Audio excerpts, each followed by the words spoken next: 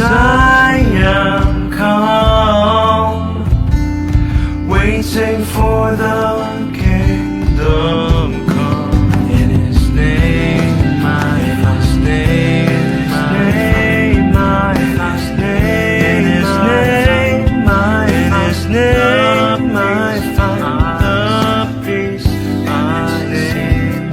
In His name, my first name, my first name, my Father, joy I see.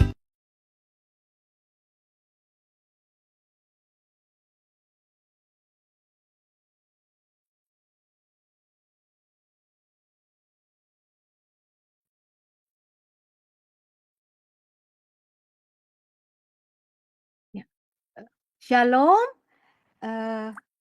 Bapak Ibu, saudara-saudari yang dikasihi Tuhan Yesus Kristus.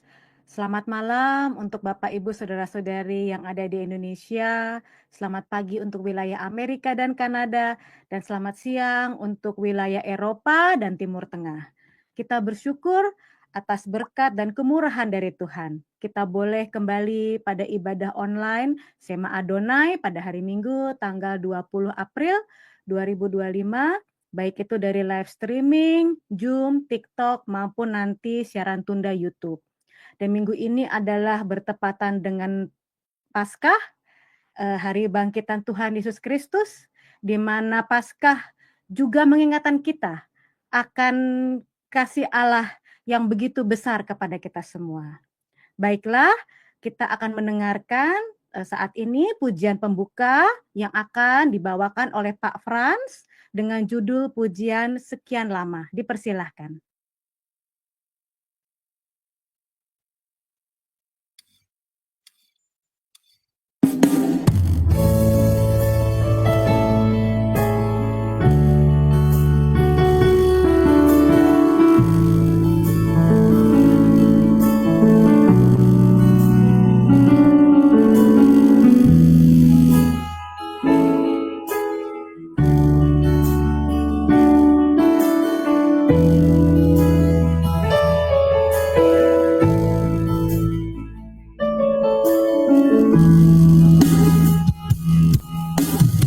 Sekian lama ku berjalan Tuhan, menyusuri jalan penuh dosa,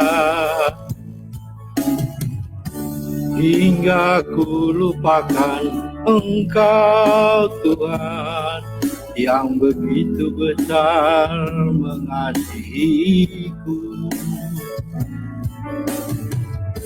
Hingga ku lupakan Engkau Tuhan, yang telah mati untuk keselamatan.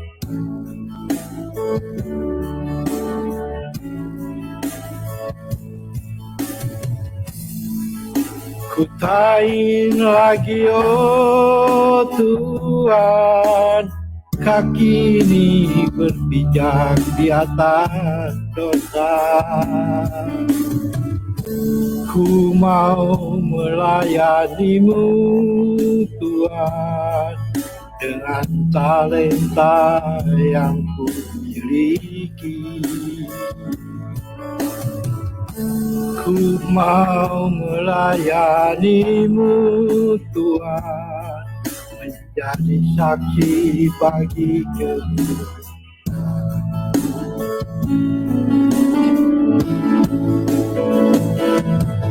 Salib-Mu adalah salibku Tuhan, beban-Mu adalah bebanku Tuhan. Salib-Mu adalah salibku Tuhan, beban-Mu adalah bebanku Tuhan. Peluk erat aku Tuhan, di dalam dekapan kasih-Mu. Pimpin dan tuntunlah hidup ini Bersamamu Tuhan aku tak tersesat.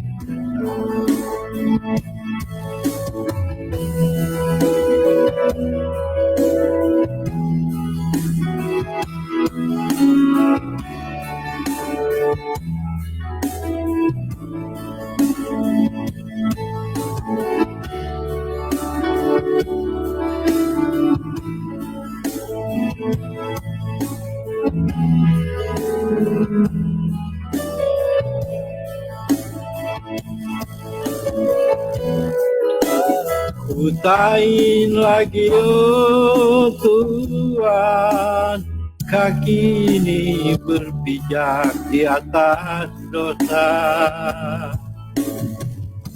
Ku mau melayanimu Tuhan, dengan talenta yang ku miliki. Ku mau melayanimu Tuhan, menjadi saksi bagi kemuliaan.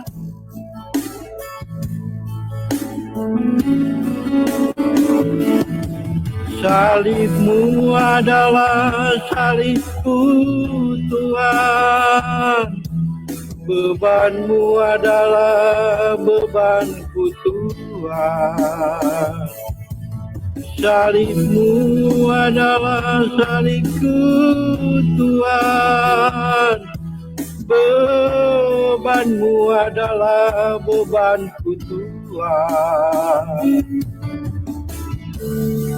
Penuh berat aku Tuhan, di dalam dekapan kasih-Mu. Pimpin dan tuntunlah hidup ini, bersamamu Tuhan aku tak tersesat.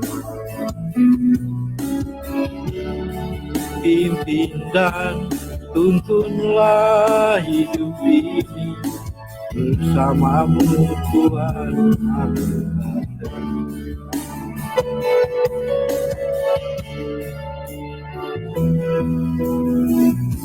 Amin. Amin. Terima kasih Pak Frans untuk pujian yang tadi sudah dibawakan, begitu memberkati sekali. Ya Bapak Ibu, kita selalu membutuhkan tuntunan dan penyertaan Tuhan di dalam kehidupan kita sehari-hari. Seperti yang tertulis dalam Mazmur 25 ayat yang keempat, beritahukanlah jalan-jalanmu kepadaku ya Tuhan, tunjukkanlah itu padaku. Amin. Baiklah, kita akan membuka ibadah kita dengan doa pembukaan yang akan dipimpin oleh Ibu Eri. Dipersilahkan. Ya, baik. Terima kasih Bu Dewi. Selamat malam Bapak Ibu yang terkasih dalam Tuhan. Mari kita mau memulai ibadah kita pada malam hari ini.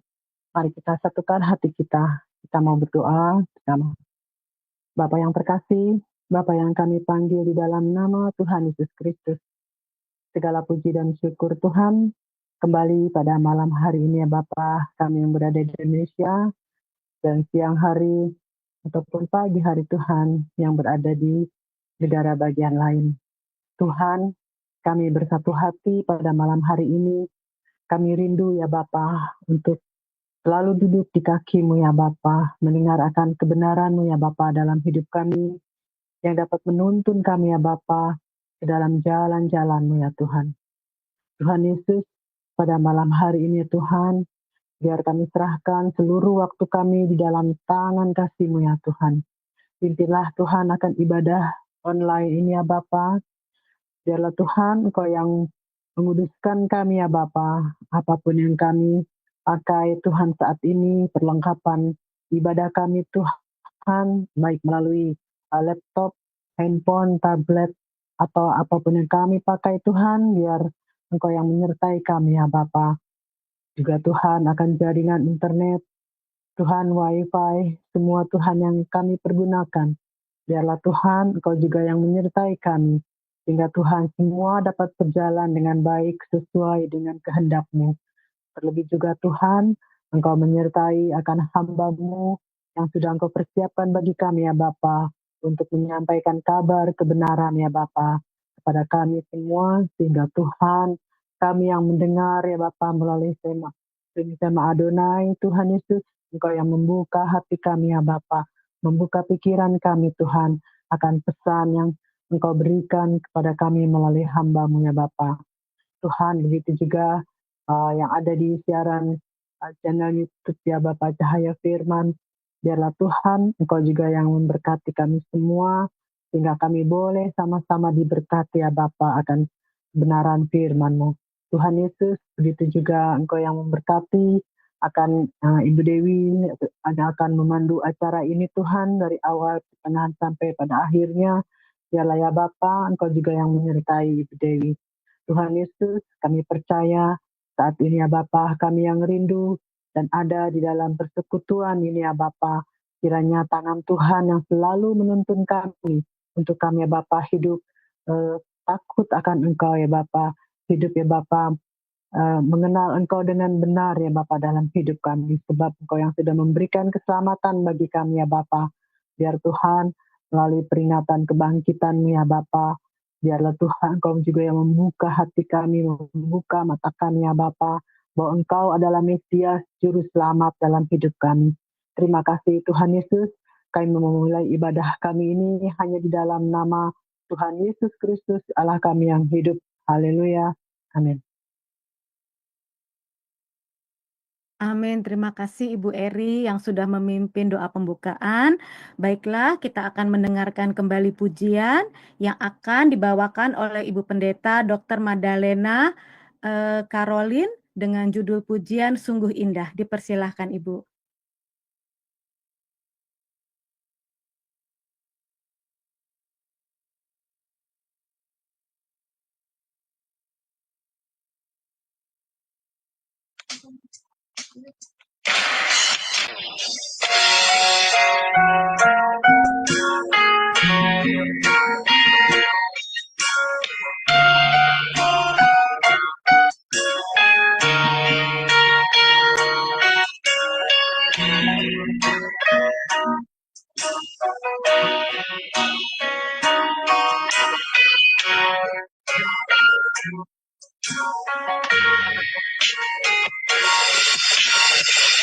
Mengapa aku dapat pergi menjauhi rohmu yang suci, kau sahabat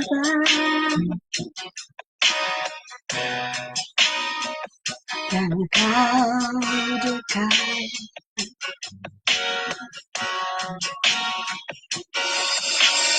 Akan seluruh pengertianku tak bisa membalas kesetiaanmu, sungguh mulia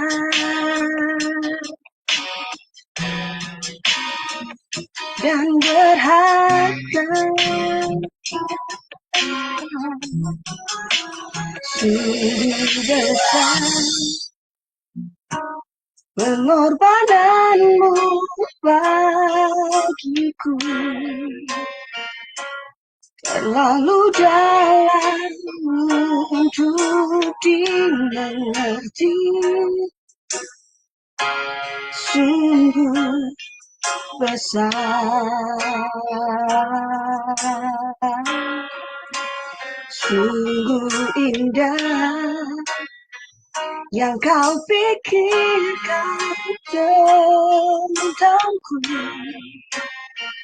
tak terselami bagiku,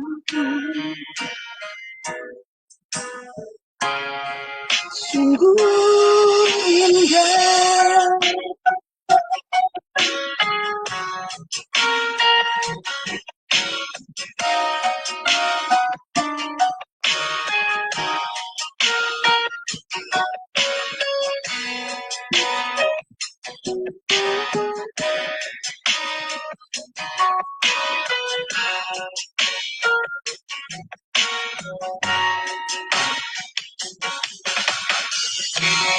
Seluruh hati bisa membalas kesetiaanmu. Sungguhnya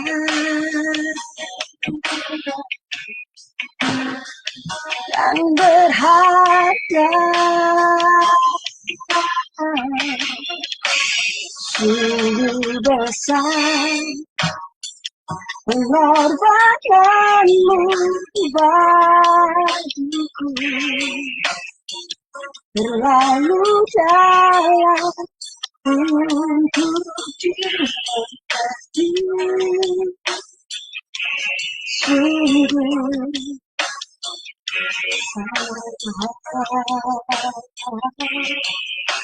sungguh indah yang kau pikirkan tentangku,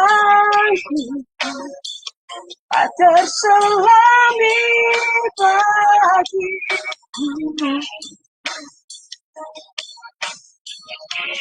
Sungguh indah,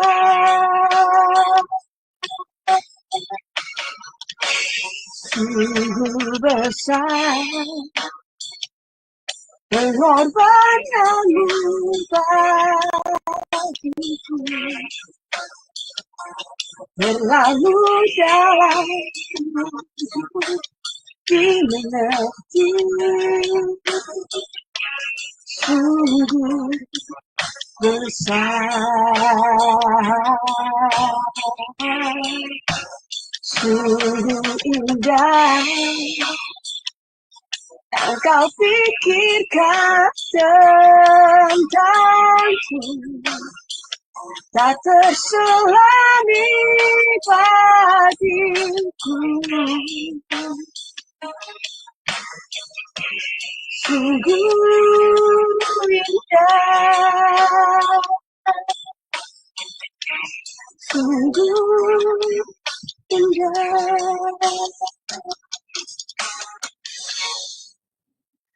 Amin. Terima kasih untuk Ibu Pendeta Dr. Randa Magdalena Caroline yang sudah membawakan lagu dari pujian tadi. Pujian ini mengingatkan kita bahwa begitu besar kesetiaan dan pengorbanan yang Tuhan berikan untuk kita. Melalui pengorbanannya lah kita beroleh pengharapan akan hidup yang kekal di dalam Kristus. Amin. Baiklah, sebentar lagi kita akan masuk ke dalam firman Tuhan, namun kita akan mendengarkan pujian terlebih dahulu yang akan dibawakan oleh Ibu Pendeta Magdalena Caroline yang berjudul Manis Kau Dengar. Dipersilahkan.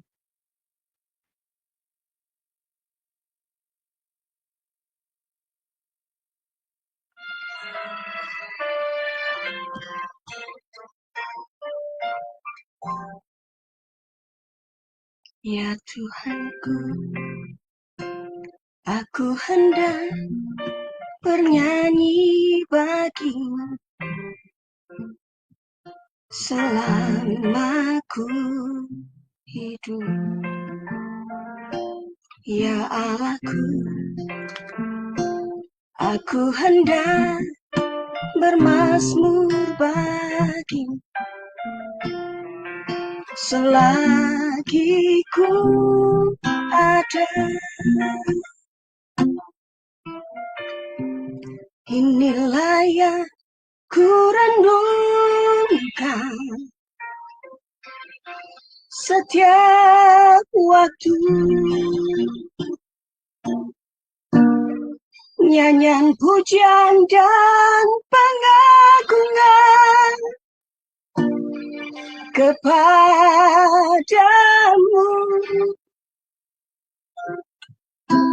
Biarlah manis kau dengar Tuhan, manis kau dengar Tuhan, dan hatiku bersuka karenamu.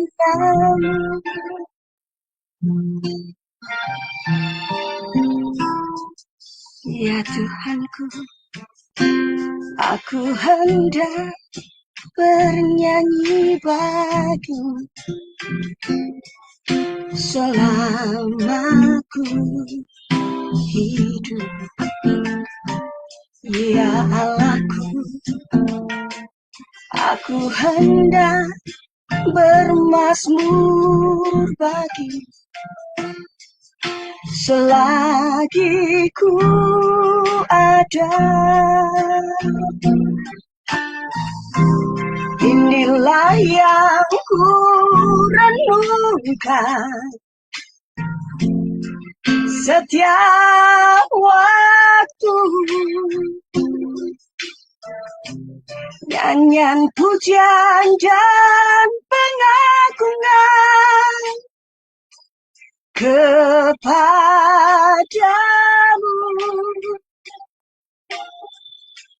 Biarlah manis kau dengar Tuhan, manis kau dengar Tuhan, dan hatiku bersuka karenamu.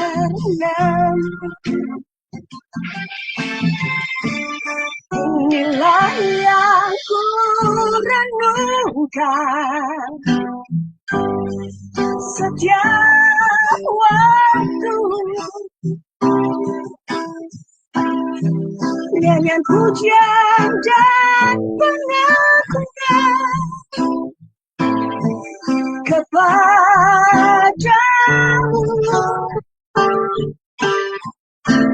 Kalau manis kau dengar Tuhan, manis kau dengar Tuhan, dan hatiku bersuka karenamu.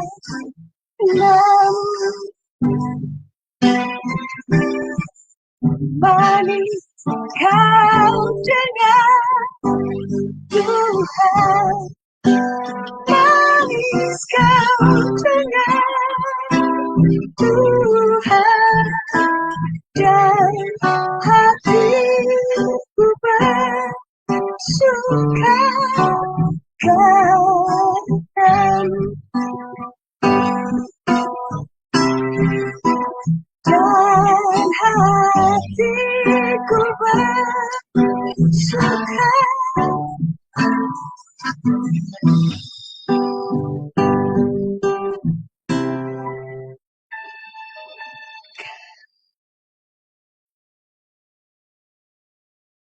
Amin.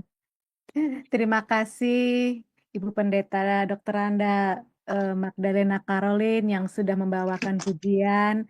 Baiklah Bapak Ibu, Saudara-saudari, kita sekarang mempersiapkan hati dan pikiran kita untuk mendengarkan firman Tuhan.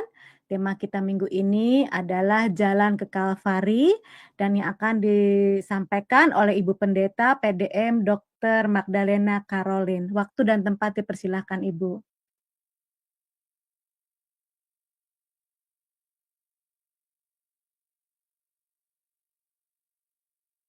Baik, puji Tuhan. Kita akan berdoa terlebih dahulu ya. Mari. Bapa, kami mengucap syukur, terima kasih buat malam hari ini. Terima kasih kalau kami masih diberi kesempatan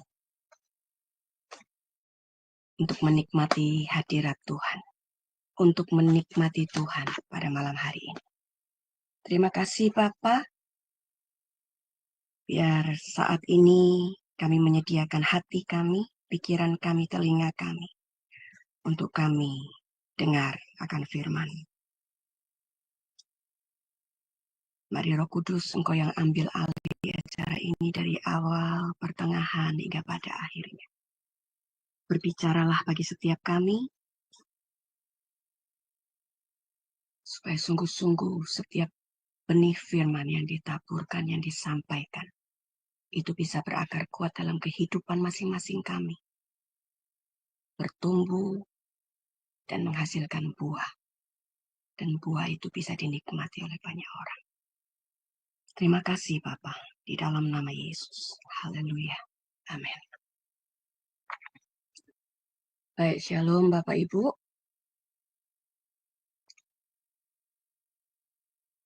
Oke, saya izin share ya.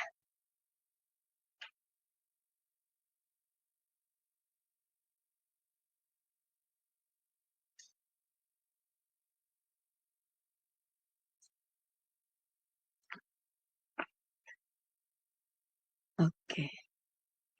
Ya, tema kita adalah Way to Calvary, jalan ke Calvary. Em,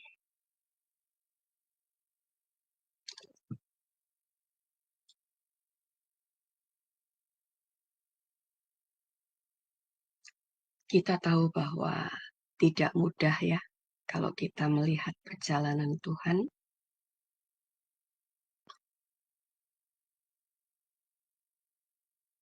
dari awal sampai ke atas bukit Golgota. Tetapi sungguh-sungguh kita melihat bahwa Tuhan itu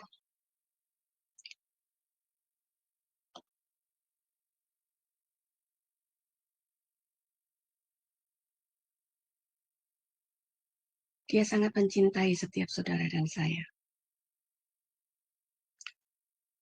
Dan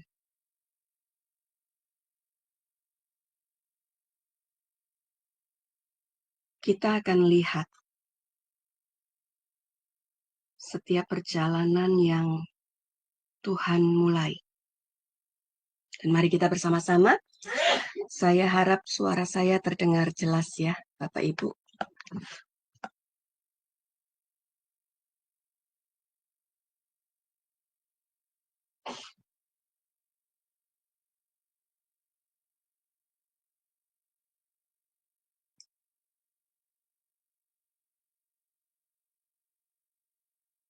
Baik, mari kita akan buka di Kejadian pasal yang kedua, ayat yang ke-17.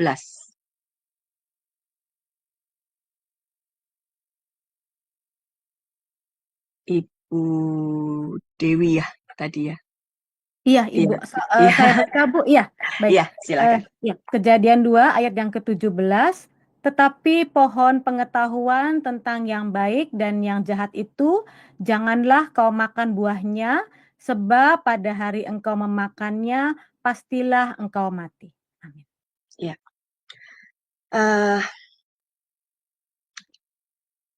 Mungkin Bapak Ibu bingung ya. Kita ambil tema Way to Calvary, tetapi kenapa bukanya kok di Kejadian ya, gitu. Karena semuanya berawal dari sini, gitu.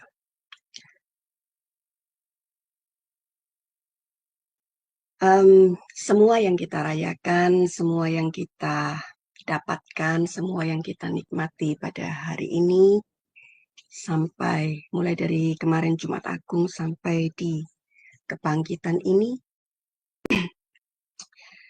itu dimulai dari Kejadian pasal yang kedua, ayat yang ke-17. Mulai dari pemberian Tuhan yang paling beresiko yang diberikan kepada manusia, yaitu kepada seorang pria. Dan pemberian itu adalah kebebasan untuk memilih.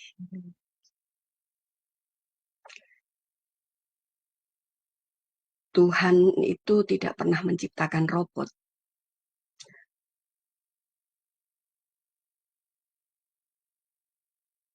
Yang bisa diciptakan untuk mengasihi dia, yang diciptakan bukan tanpa pilihan, tetapi ketika Tuhan bicara kepada Adam, memberikan perintah kepada Adam bahwa buah yang pengetahuan baik dan jahat ini, yang letaknya ada di tengah-tengah taman itu, tidak boleh kau makan.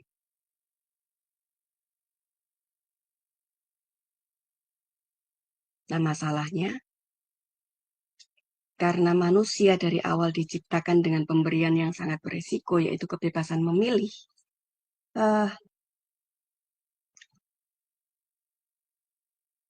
Tuhan tidak bisa paksa. Dia hanya memberikan perintah.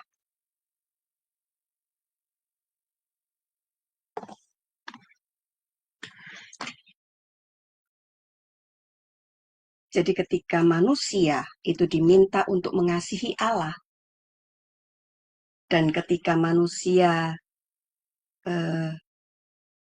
dipaksa untuk mengasihi Allah, itu pasti bukan kasih yang sebenarnya. Itu pasti bukan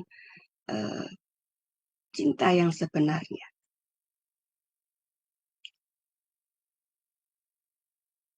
Karena apa? Karena ketika pilihan itu diberikan, artinya waktu Tuhan minta manusia untuk mengasihi Dia, kembali kepada manusia. Betul ya Bu Dewi ya? Mau mengasihi atau enggak, Ya, terserah. betul. Jadi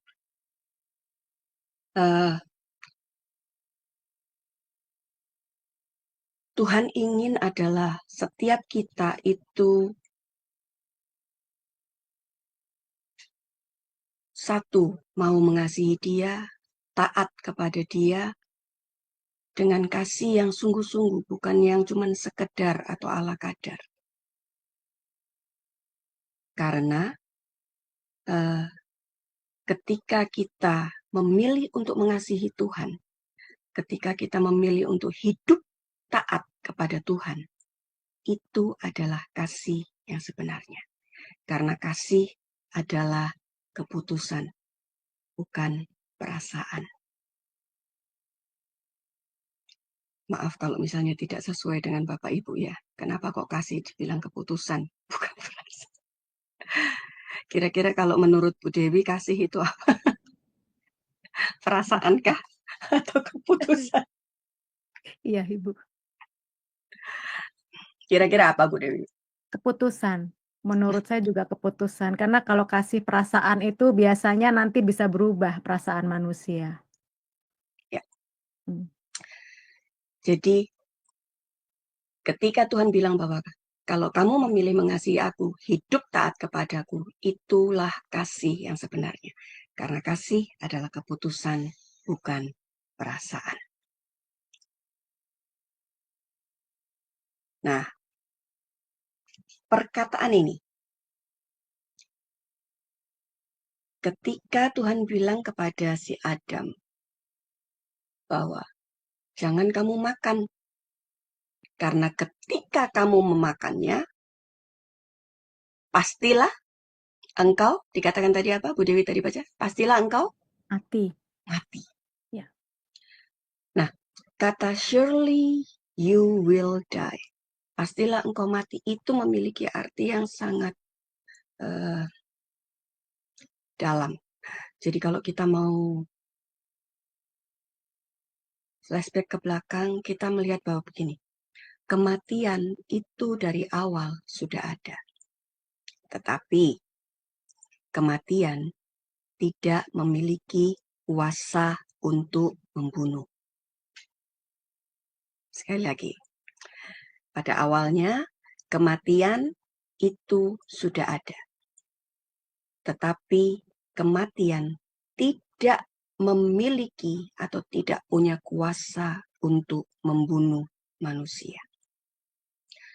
Jadi selama manusia itu taat, maka kematian tidak punya kuasa membunuhnya.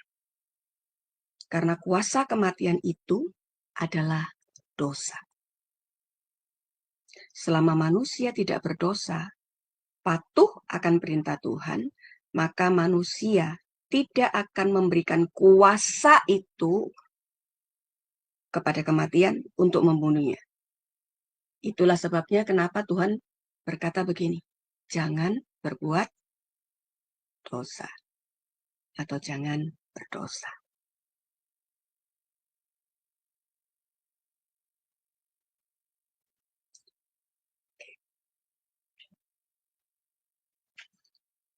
jangan makan itu, jangan makan buah itu, karena surely you will die.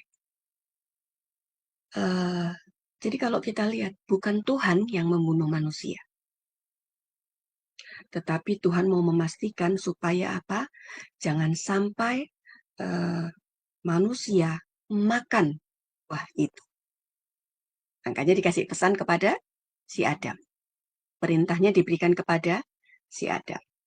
Sebab ketika kamu makan, kamu sedang memberi kuasa kepada dosa atau kematian untuk membunuhmu. Ya, sekali lagi.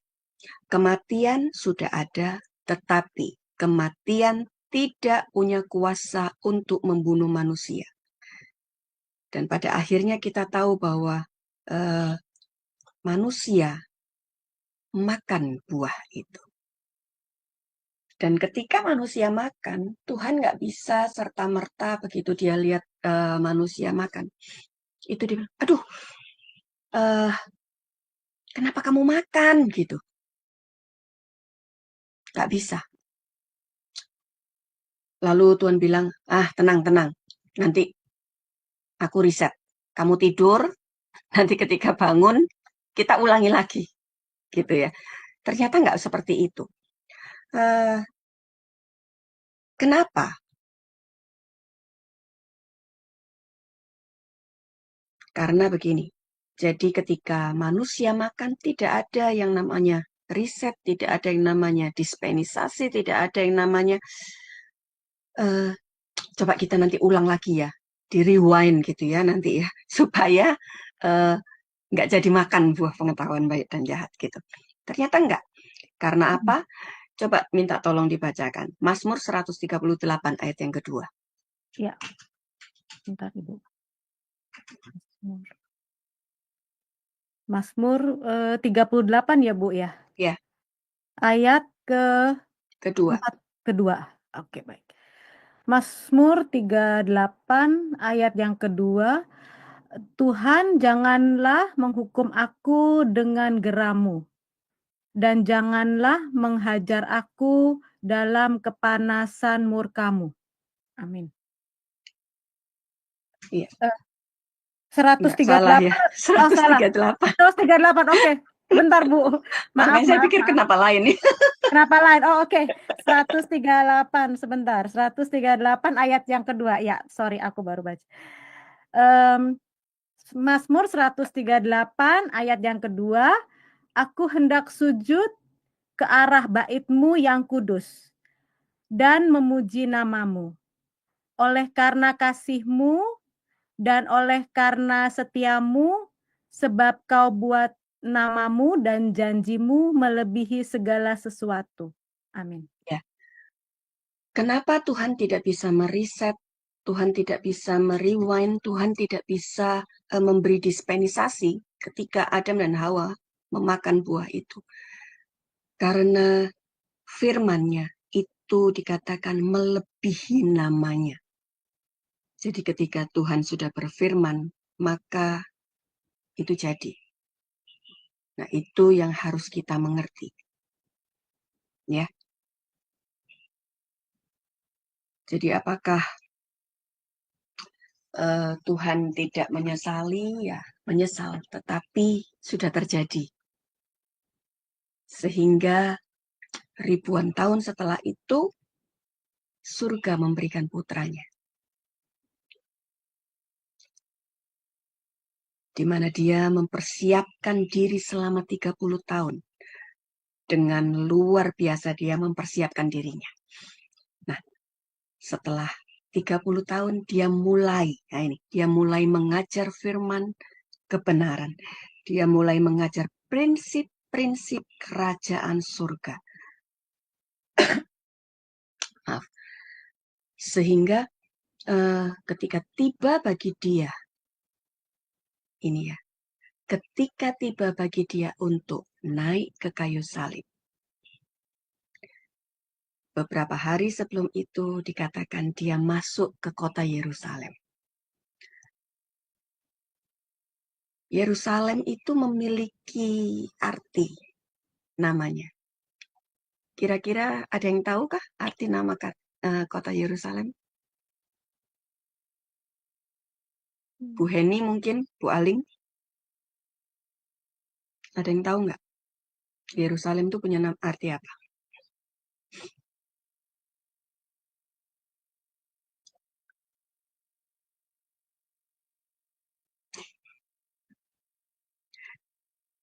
Kalau saya tanya Bu Dewi, terus nanti Bu Dewi bisa doa puasa, terus nanti Kota damai, Bu, atau bagaimana? Iya, betul. Iya, Yerusalem itu punya arti kota damai. Nah, kenapa itu? Jadi kota ini kota yang dijadikan ibu kota oleh Raja Daud, yang adalah keturunan suku dari Yehuda. Sebentar, ini rasanya audio saya kedengaran kah? Kedengaran Ibu, kedengaran Oke, Ibu. baik. Dan dia memilih Yerusalem karena apa? Karena dianggap sebagai kota yang netral. Karena sebelum Daud ada pemimpin sebelumnya, yaitu Raja Saul yang berasal dari suku Benyamin, dan kota dan Yerusalem ini ada di perbatasan antara wilayah Benyamin dan wilayah Yehuda. Itu sebabnya kenapa Yerusalem digadang-gadang jadi kota damai. Ya, karena letaknya ada di tengah-tengah. Jadi istilahnya seperti orang yang nggak berpihak kemana-mana gitu ya, nggak pihak ke sini, nggak berpihak ke sini gitu ya. Jadi karena letaknya ada di perbatasan antara suku Benyamin dan Yehuda, maka dipilihlah dia jadi ibu kota. Nah, kalau kita lihat,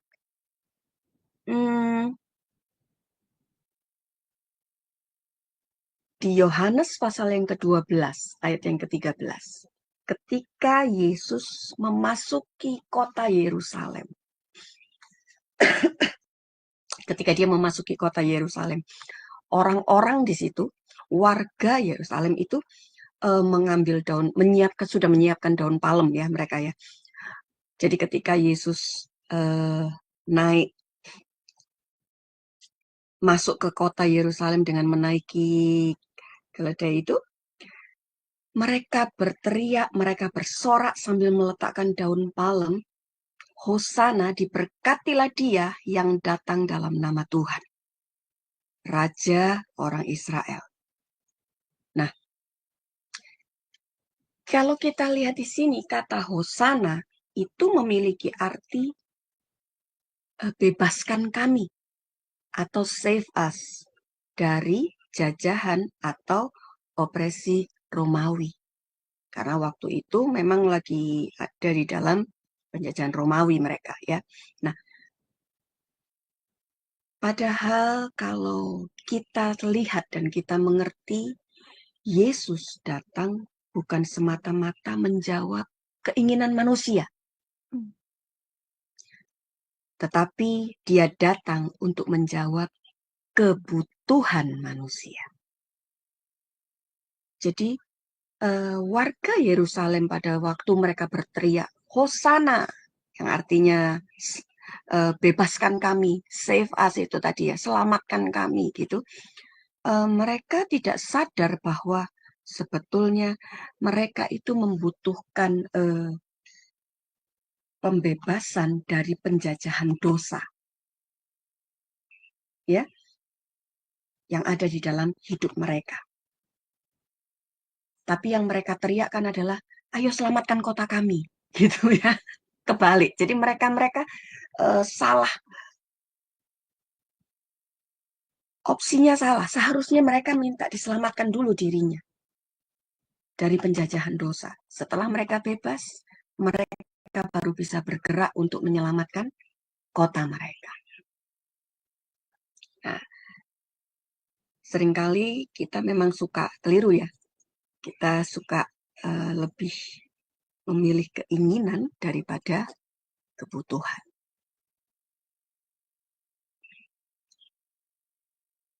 kita lupa bahwa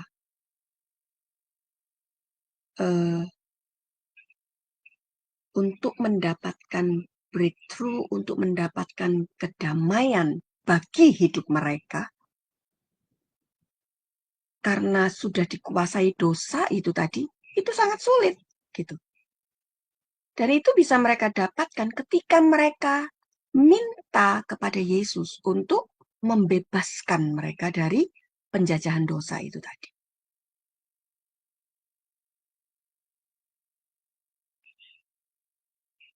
Kalau kita lihat akhir-akhir ini ada banyak manusia, bahkan mungkin saya, Bapak Ibu yang ada di sini, itu masih mengejar keinginan daripada kebutuhan. Iya apa ya? Mari kita jawab masing-masing di dalam hati. Nah, jadi kita masih mengejar apa yang namanya keinginan. Kita masih mengejar seperti yang dilakukan oleh, ingat cerita anak bungsu? Ketika dia minta harta bagiannya, harta waris bagiannya dia setelah dia menerima, dia pergi meninggalkan bapaknya. Padahal seharusnya yang dia harus lakukan adalah apa? Dia mendekat kepada bapaknya. Jadi seringkali kita tidak paham bahwa kita seharusnya mendekat kepada yang empunya hidup. Yang harus manusia selamatkan adalah menyelamatkan sekolah kehidupan mereka yang sedang berjalan bersama dengan Tuhan.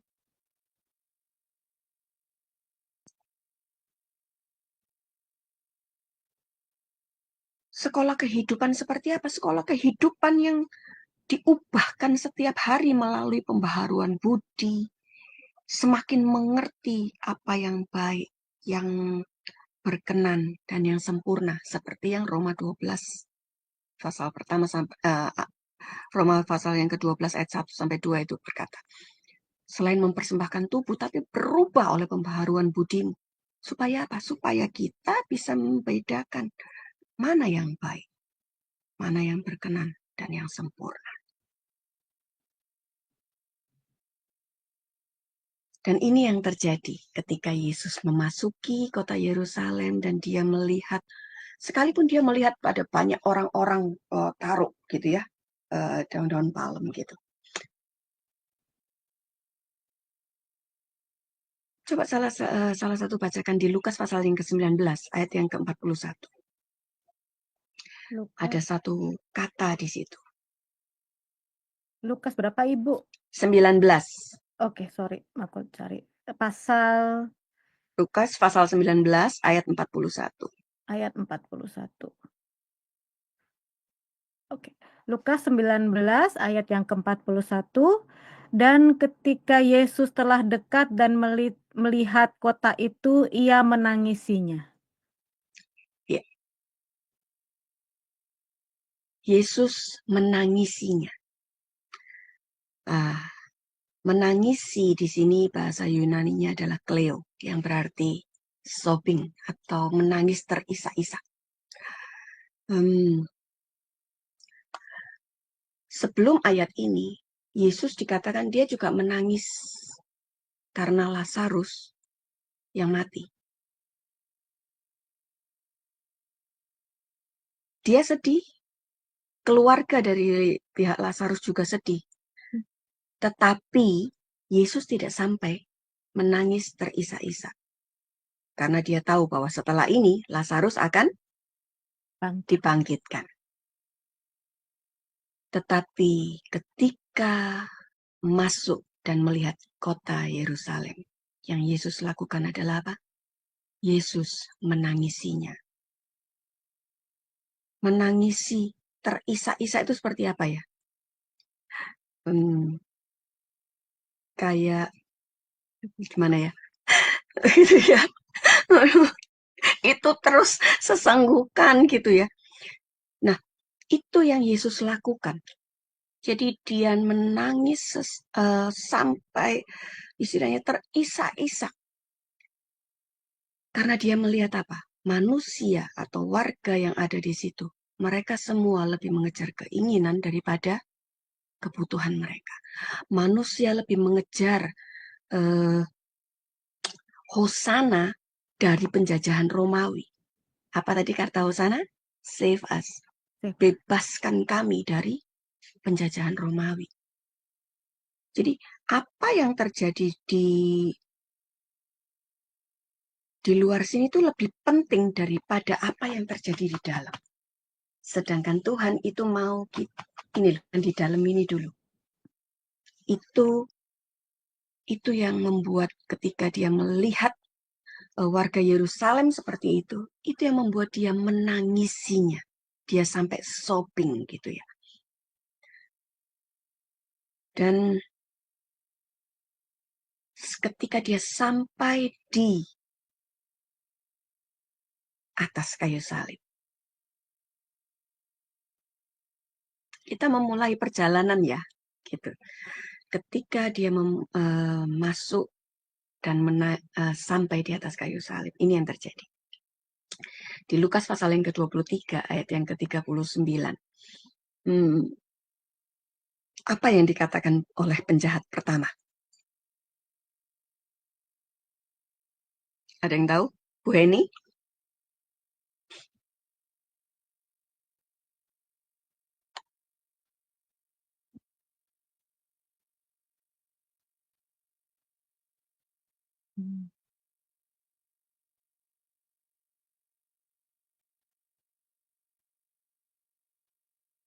Apa yang dilakukan oleh penjahat pertama?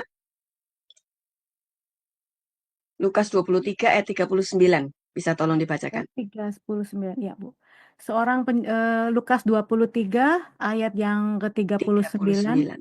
Ya, seorang dari penjahat yang kau gantung itu menghujat dia. Katanya, bukankah engkau adalah Kristus? Selamatkanlah dirimu dan kami. Iya. Ya.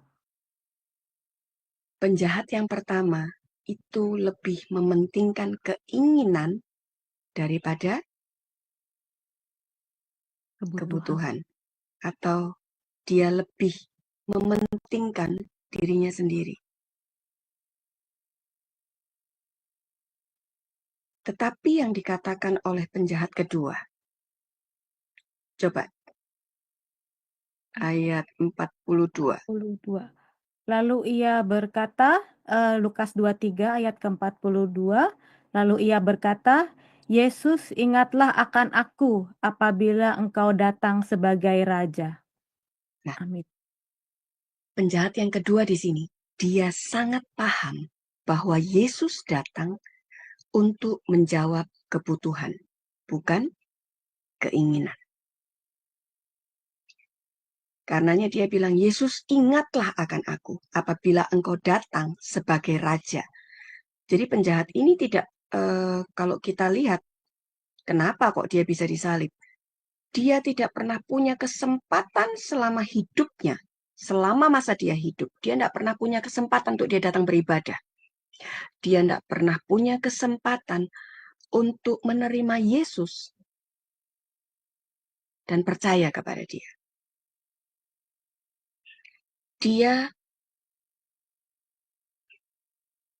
Tapi yang anehnya dari ini, ketika di atas kayu salib, dan ketika dia melihat Yesus, dia paham bahwa Yesus datang untuk menjawab kebutuhannya. Karena itu dia bilang, Yesus ingatlah akan aku. Apabila engkau datang sebagai raja.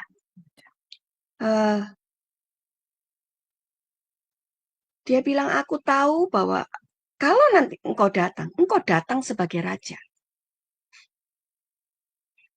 Atas hidupku, atas hidup orang-orang lain mungkin ya.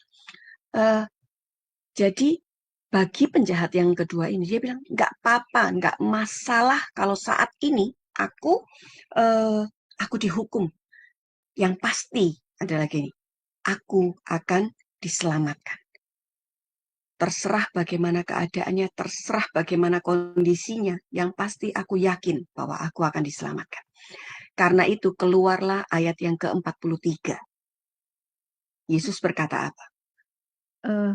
Saya bacakan, Bu. Iya. Ya, Lukas 23 ayat yang ke-43, kata Yesus kepadanya, Aku berkata kepadamu, sesungguhnya hari ini juga engkau akan bersama-sama dengan aku di dalam Firdaus. Iya. Amin. Karena dia yakin, karena dia tahu bahwa Yesus datang untuk menjawab kebutuhannya. Kebutuhannya apa? Dia butuh diselamatkan.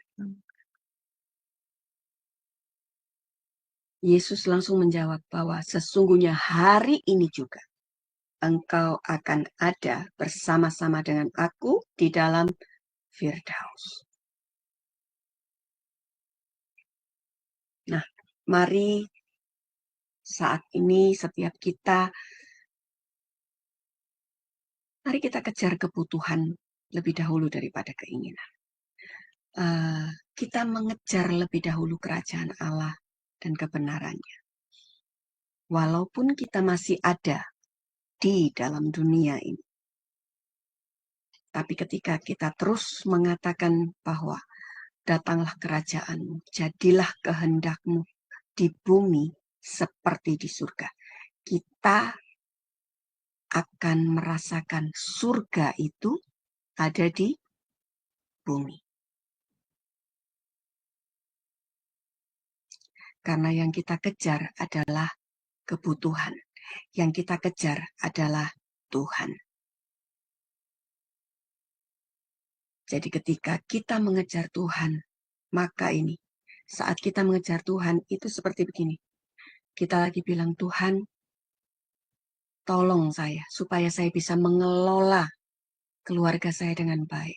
Supaya saya bisa mengelola keuangan saya dengan baik. Supaya saya bisa mengelola pelayanan saya, pekerjaan saya dengan baik. Setelah semua yang di dalam kehidupan kita beres,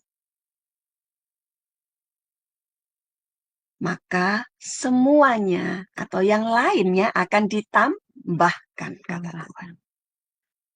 Karena itu, mari kita mengejar apa yang tidak bisa dilihat. Karena seringkali orang-orang mengejar hal-hal yang terlihat. Untuk apa? Diperlihatkan kepada manusia lain. Betul ya?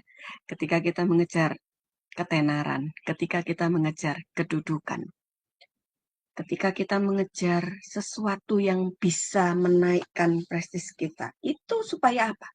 Supaya kita bisa perlihatkan kepada orang lain. Kita lupa untuk mengejar yang esensi. Ya, jadi perhatikan, mari kejarlah yang tidak terlihat, yaitu keselamatan, pemulihan hidup. Kejarlah hal-hal yang tidak terlihat supaya nanti yang lainnya itu Tuhan akan tambahkan.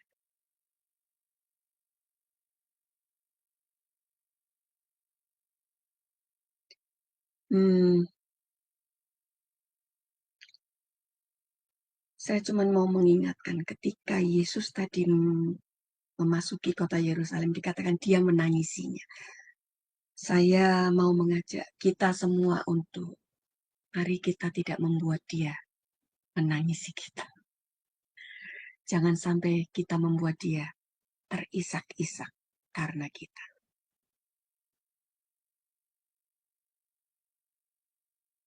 Karena ketika dia melihat manusia lebih mengerjakan keinginan daging daripada kebutuhan keselamatan, itu yang akan membuat dia menangisi setiap kita. Tapi ketika kita mau mengejar yang namanya kebutuhan, maka akhirnya akan keluar nih perkataan ini, teruji. Karena itu di atas kayu salib, Markus 15 ayat yang ke-23 dikatakan, waktu mereka ketika tentara Romawi mau memberikan anggur bercampur dengan mur kepada Yesus,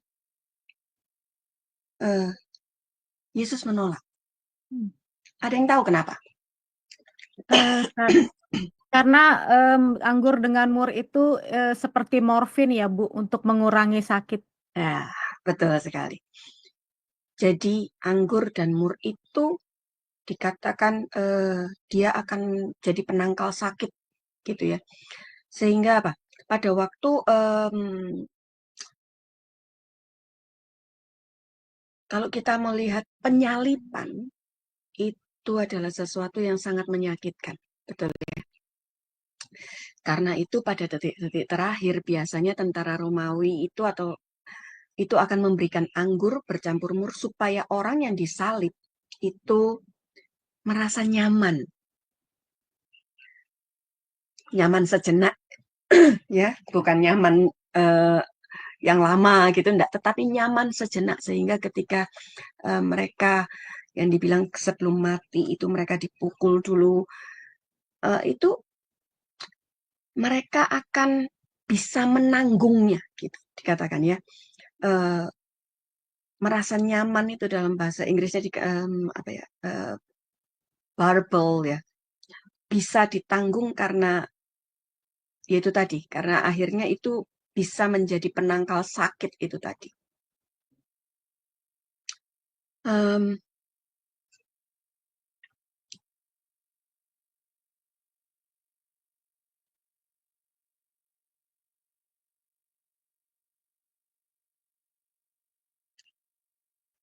Jadi kita melihat bahwa Yesus menolak, gitu ya. Yesus menolak yang namanya kenyamanan, rasa nyaman yang sejenak itu tadi.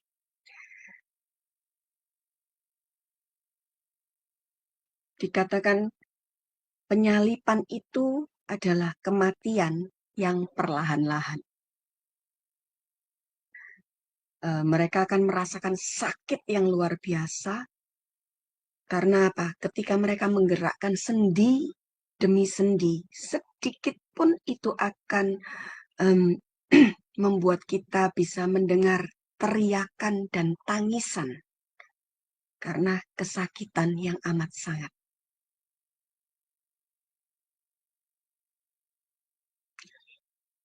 Sejarah mencatat ketika anggur bercampur mur diberikan kepada mereka yang disalib, itu hormon adrenalin itu bisa kicks in, bilang ya. Tubuh manusia itu bisa menyambut anggur itu sehingga mereka bisa lupa dengan sakit mereka. Dan momen seperti ini adalah yang dinantikan oleh mereka-mereka yang mendapatkan hukuman disalib. Kenapa? Karena tubuh kita manusia ini,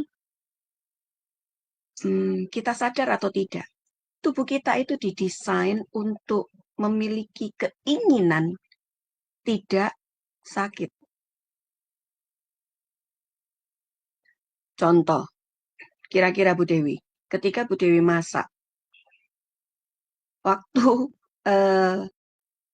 pegang panci yang di dalamnya lagi ada air panas gitu ya, mendidih. Lupa misalnya begitu. Kira-kira apakah tangan Bu Dewi tetap ada di pegang pancinya begitu?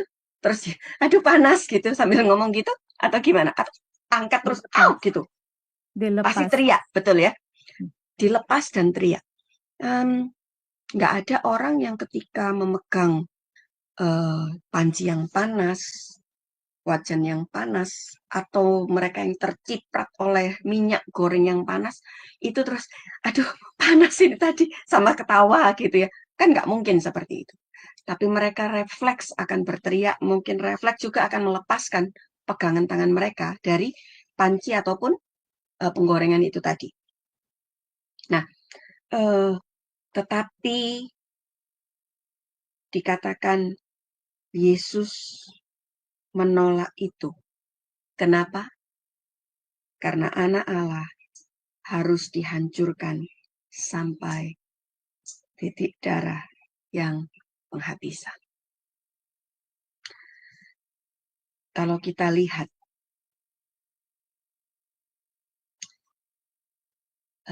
sebelum dia sampai di kayu salib, yang terjadi adalah begini. Ketika cambuk itu mencambuk tubuh dari Yesus, saya lupa nama cambuknya itu, flagellum, ya, nama cambuknya itu flagellum. Itu ada mata kail di bagian ujungnya.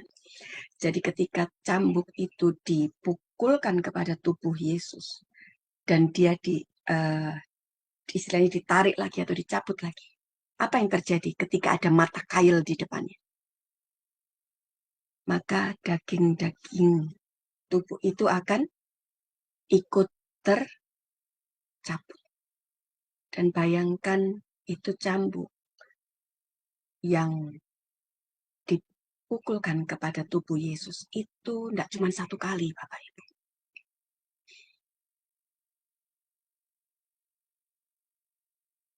Ketika dikatakan, kalau Bapak Ibu pernah dengar lagu Via Dolorosa, ya, ketika dia dipukul hingga berdarah, bilur-bilur pada tubuhnya, itu tidak cuma sekedar bilur, tetapi karena cambuk itu tadi, flagellum tadi yang ada mata kail sehingga dia mencabut setiap kali ditarik, itu pun daging Tuhan itu pun ikut tertarik. Makanya dibilang apa? Tubuhnya sudah tidak berbentuk, sudah apa kan?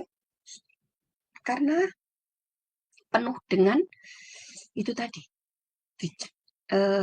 hasil dari apa? Mata kail yang tadi nancep kemudian ditarik lagi.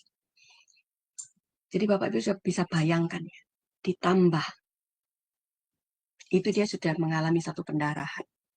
Ditambah ketika mahkota duri itu adalah dari tanaman seperti rumput gitu ya di Israel sana. Tapi durinya itu memang betul-betul, kalau Bapak Ibu tahu durinya itu bisa sejari tangan saya ini loh ya, sebetulnya besarnya. Jadi mungkin lihat di sini, di PPT saya, itu ada gambar mahkota durinya ya. Kurang lebih itu duri-duri segitu besarnya. Dan ketika mahkota itu dipasangkan ke kepala, itu tidak cuma sekedar ditempelin gitu aja ya Bapak Ibu, tetapi dipaksa masuk. Bisa dibayangkan ketika duri-duri itu masuk ke dalam kepala, apa yang terjadi?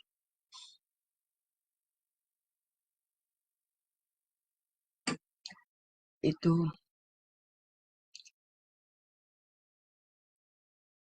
darah itu tidak hanya keluar dari tubuh, tetapi juga dari kepala.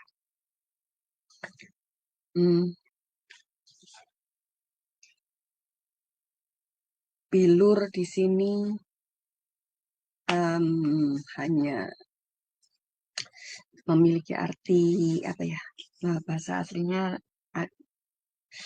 molov, itu artinya singular ya. Jadi cuma satu. Jadi bilur itu yang memberikan kesembuhan bagi setiap Bapak Ibu dan saya ketika kita mempercayainya.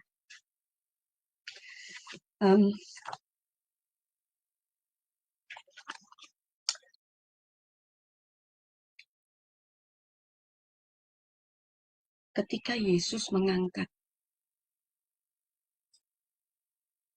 kayu, itu dia bukan mengangkat yang sudah masih dalam bentuk salib ya. Karena yang satu, yang horizontal itu sudah dipasang Bapak Ibu. Ya, sudah dipasang di atas bukit. Jadi yang Yesus panggul itu adalah salib yang berbentuk vertikal. Kita lihat di sini, setelah dari masa interogasi malam sebelumnya, sampai dia dicambuk, dia dipakaikan mahkota duri. Tubuhnya sudah tidak bisa menahan Makanya kenapa sampai akhirnya ada yang menggantikan dia, mengangkat kayu salib itu.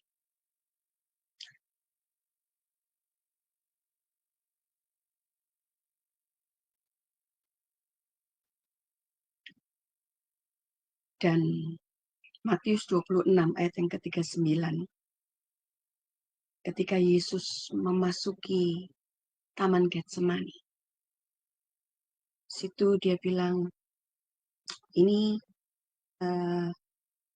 jikalau sekiranya mungkin, cawan ini lalu. Ini merupakan fase awal atau fase pertama dari kematian. Ya.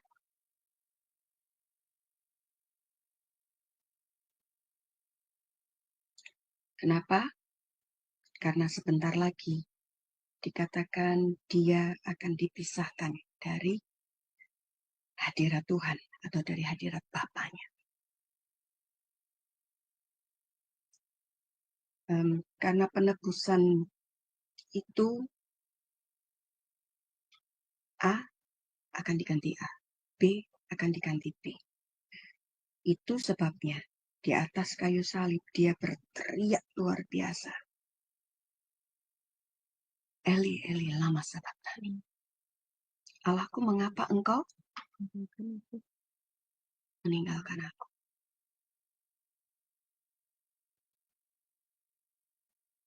Karena itu merupakan pertama kali dalam seumur hidup Yesus, dia dipisahkan dari hadirat Bapanya. Sama seperti manusia. Supaya ketika kita sudah ditebus setelah terpisah dari hadirat Tuhan, melalui karya salibnya, kita semua tidak lagi keluar dari hadirat Tuhan.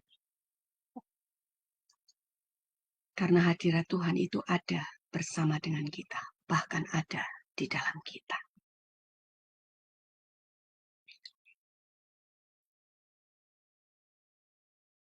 Dan ini yang terjadi ketika dia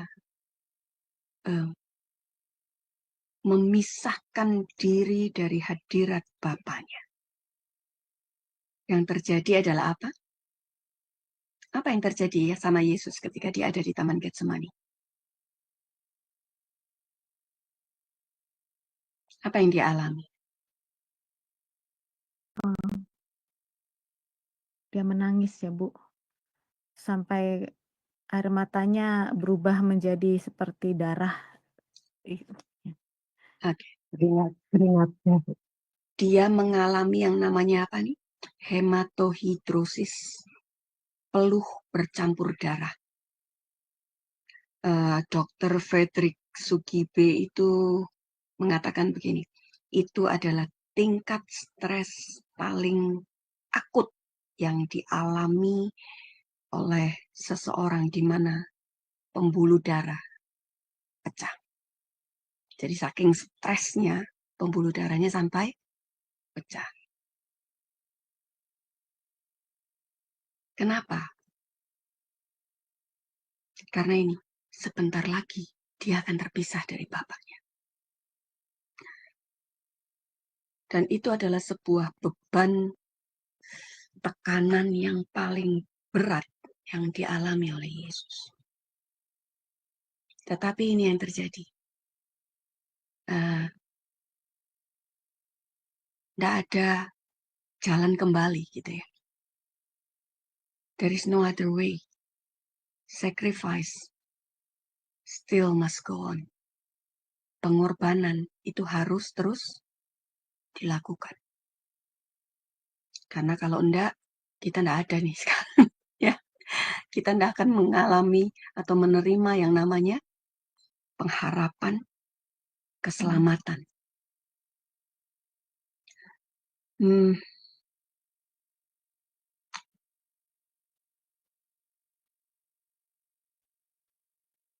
Dr. Frederick itu dia bilang begini, ada banyak manusia ketika sampai di titik stres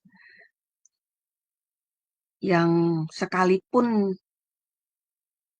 belum seperti yang Yesus alami, itu mendekati lah ya, maksudnya yang mendekati. Mereka sudah tidak tahan dan pada akhirnya mereka bunuh diri. Tetapi Yesus, dia melewati titik stres paling akut. Supaya apa? Supaya setiap kita hidup berkemenangan. Tidak di dalam stres karena ada damai sejahtera, ada sukacita yang dia sudah siapkan bagi setiap kita.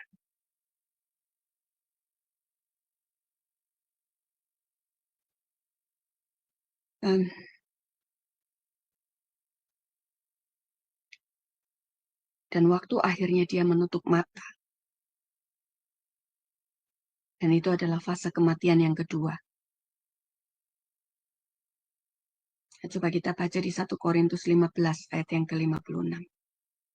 Korintus 15. 1 Korintus 15 ayat keberapa Bu? Maaf. 56. 56. 1 Korintus 15 ayat yang ke-56. Sengat maut ialah dosa dan kuasa dosa ialah hukum Taurat. Ya. Dosa memberikan kuasa kepada kematian sehingga kematian bisa membunuh manusia.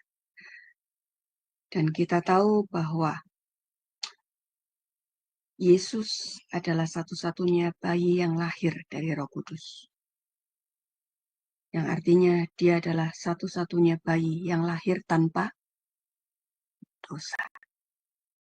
Betul ya? Nah sekarang bagaimana Yesus bisa membunuh kematian sedangkan dia tidak punya dosa?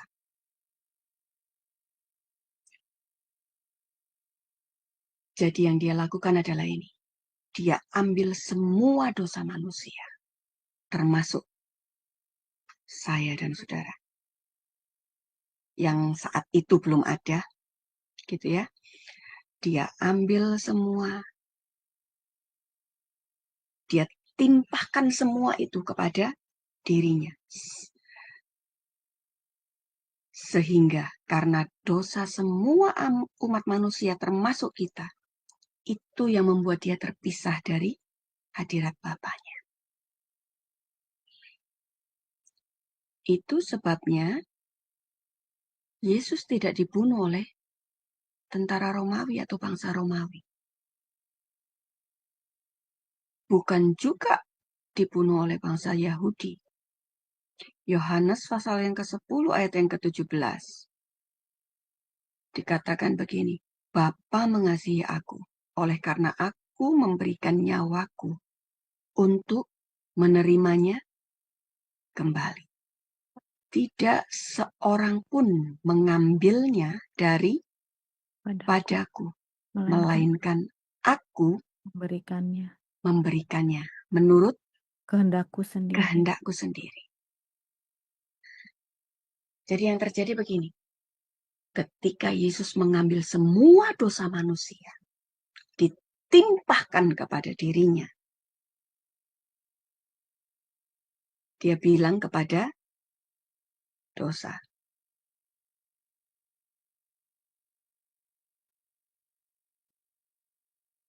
sekarang aku sudah penuh dengan dosa.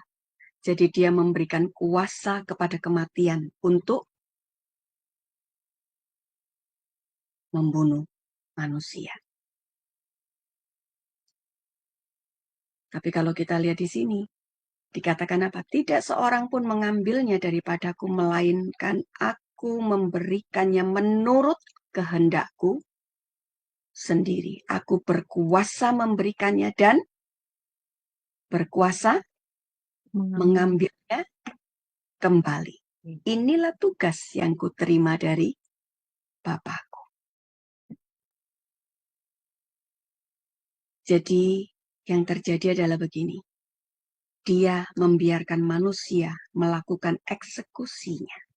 Tetapi dia memberikan kuasa kepada kematian untuk membunuhnya. Jadi sekali lagi, kalau ada yang bilang bahwa Yesus dibunuh oleh bangsa Romawi, kita tahu jawabannya ya, bahwa dia tidak dibunuh oleh bangsa Romawi ataupun bangsa Yahudi, tetapi dia yang menyerahkan.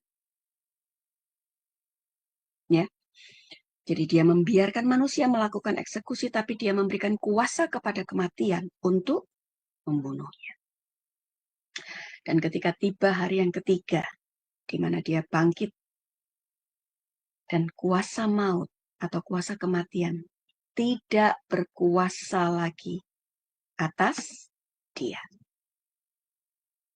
Karena itu ketika kita menerima kebangkitannya, kuasa maut pun tidak berkuasa atas kita. 1 Korintus 15 ayat ke-55 dikatakan, hai maut, di manakah kemenanganmu? Hai maut, di manakah sengatmu? Itulah sebabnya ini yang terjadi. Ketika murid-muridnya yang pada awalnya tidak mengerti. Pada awalnya para murid, waktu Yesus ditangkap, apa yang terjadi? Mereka lari, mereka sembunyi, ada yang menyangkal, ada yang menjual, semua hal-hal yang istilahnya dilakukan seperti orang yang tidak kenal Tuhan. Betul ya? Ya. Itu yang dilakukan oleh murid-muridnya. Karena mereka tidak mengerti. Tetapi ketika mereka sudah mengerti, ini yang terjadi. Ketika Petrus ditangkap oleh si Nero, apa yang dia katakan? Dia bilang, salibkan aku terbalik. Sebab aku tidak pantas disalib seperti my master, guruku, seperti guruku. Jadi pada waktu dia disalibkan dengan kepala di bawah itu pembuluh darahnya pecah. Ya. Nah itu kita lihat. Lalu si Bartolomeus, dia dikuliti dan disiram oleh air garam. Bayangin ya, sudah ketika luka, kemudian kena siram air garam itu kayak apa coba Bapak Ibu ya. Jangan dirasakan ya, kalau bisa. Karena pasti ngeri-ngeri sedap itu ya. Lalu Thomas, dia pergi ke India dan ditusuk perutnya. Ya, dikeluarkan isi perutnya. Murid-murid Tuhan menjungkir balikkan dunia setelah mereka mengerti kebenaran. Bahwa ketika mereka yang awalnya lari, sembunyi, menyangkal, namun di akhir mereka melihat bahwa begini, maut itu tidak memiliki sengat lagi buat mereka. Maut itu tidak memiliki kuasa atas mereka. Jadi mari kita semua jangan lagi membuat Yesus menangis karena kita.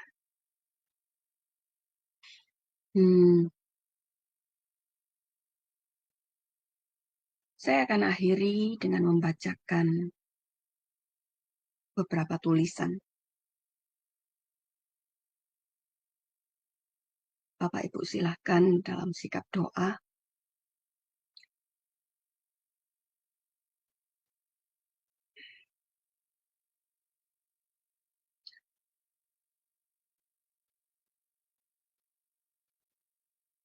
Kita tahu bahwa saat Yesus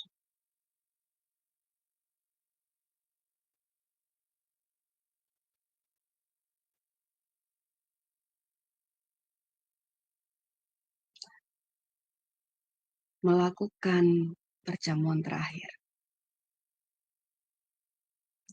Dan ketika kita makan, kita akan mengingat bahwa tubuh Kristus yang dihancurkan bagi setiap kita.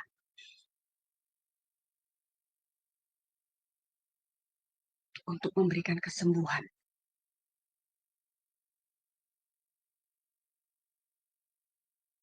Dan bagi kita darah Yesus yang dia katakan ini bukan lagi darah anak domba yang dibubuhkan di pintu-pintu rumah bangsa Israel.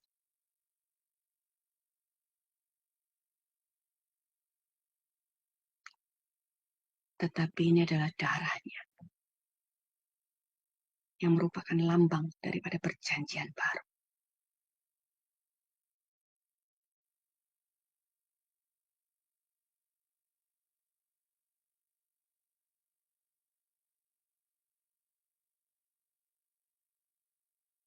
Dia yang dicatat di dalam Matius, Markus sebelum disalibkan. Ini yang terjadi. Tuhan Yesus, dia disesah terlebih dahulu. Dan pada umumnya seperti yang tadi saya katakan, penyesahan dilakukan dengan flagellum, yaitu cambuk yang terbuat dari kulit, yang di bagian tali, di bagian pucuk-pucuknya itu ada kail, mata kail. Sehingga setiap kali itu tali dicambukkan kepada tubuh seseorang. Dan mata kail itu ditarik, maka dagingnya pun akan ikut tercabut.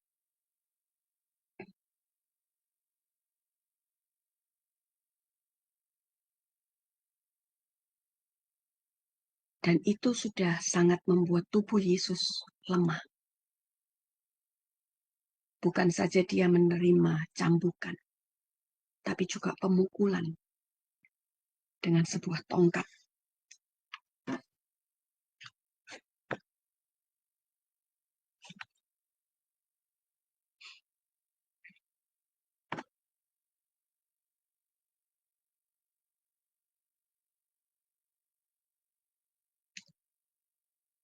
Atau buluh namanya.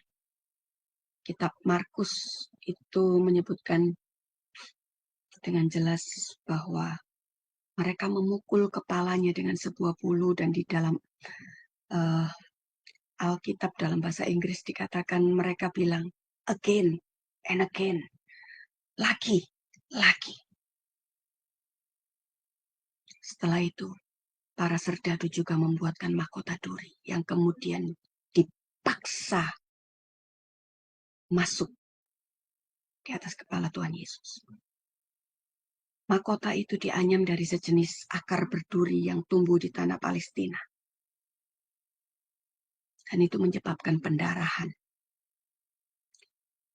Jadi dia mengalami pendarahan di kepala, juga dari hasil pencambukan. Jadi sebelum naik di atas kayu salib, dia sudah kehilangan banyak darah. Ditambah dengan persidangan yang maraton dari malam. Itu membuat tubuh Yesus sangat-sangat lemah.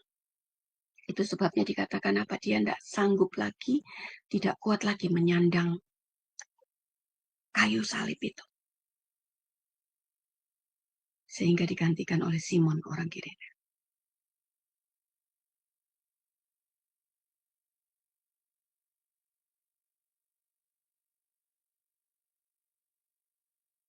Jadi secara permanen di Bukit Penyaliban Golgota, salib yang vertikal itu sudah ditanam secara permanen. Dan yang dipikul oleh Tuhan adalah batang kayu horizontal atau dikatakan patibulum. Berat batang kayunya itu sekitar 20 kilo.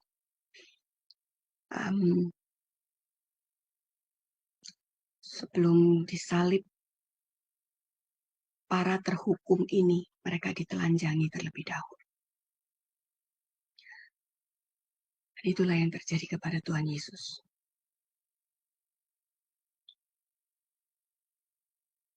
Keempat penulis Injil mencatat bahwa para serdadu mengambil pakaiannya, membuang undi, dan membagi-bagikan pakaiannya.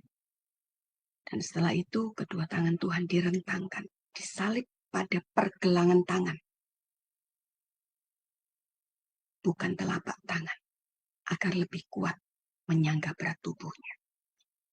Kalau di telapak tangan, di sini ada satu tempat, kalau disalib sebelah sini itu kosong ya, jadi nggak terlalu sakit, nggak terkena tulang. Tapi kalau di pergelangan tangan itu mengenai tulangnya.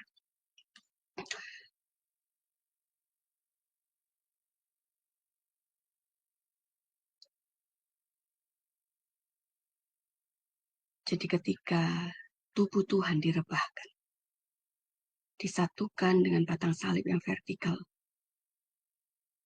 itu juga ditambah disediakan kayu penyangga yang bernama sula pada bagian tengah agar dia dapat setengah duduk.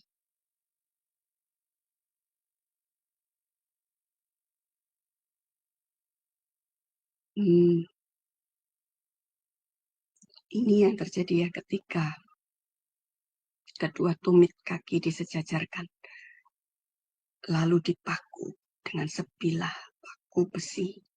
Pakunya itu besar.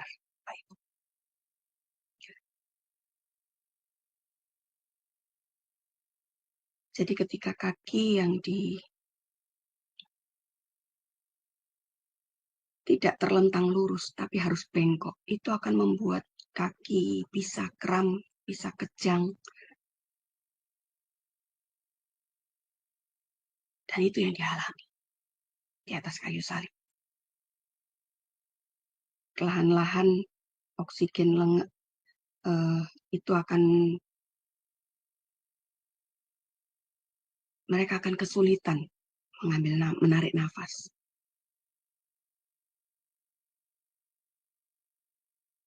Dan ketika mereka mungkin akan merubah sedikit posisi kakinya, itu akan membuat rasa sakit yang amat sangat, karena berarti dia harus menumpukan berat tubuhnya pada kedua tumitnya yang terpaku.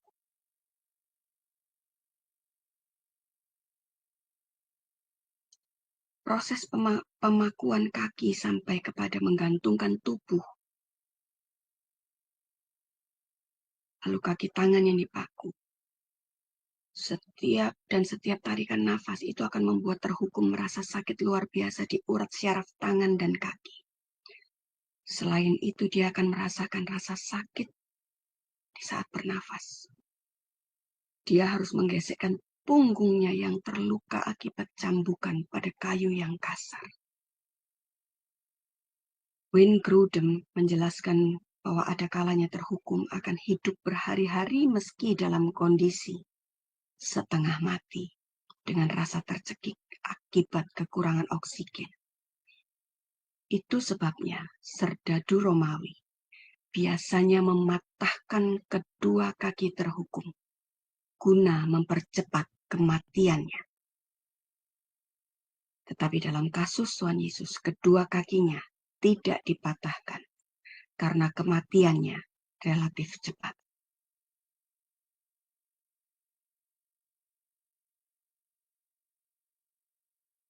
Penderitaan dialami Kristus di atas kayu salib berlangsung kurang lebih 6 jam.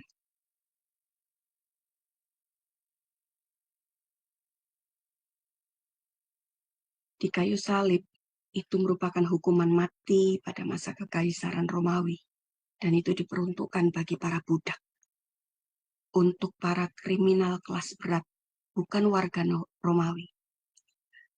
Dengan kata lain, penyaliban merupakan hukuman mati yang paling hina.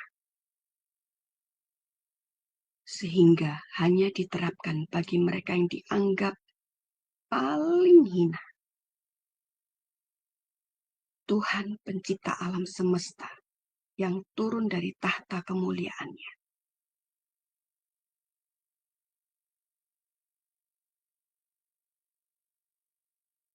Dia harus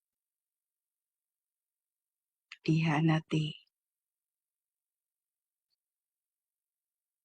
mulai dari 30 keping perak.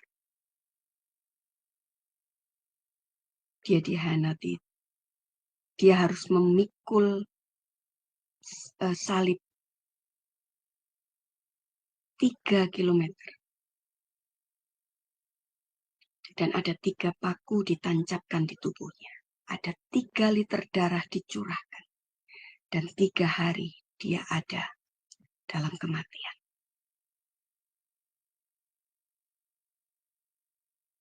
Dan pada hari ini, Yesus hanya mau mengatakan 3 hal, 3 kata kepada Bapak, Ibu, dan saya. Aku mengasihi kamu. Aku mencintai kamu.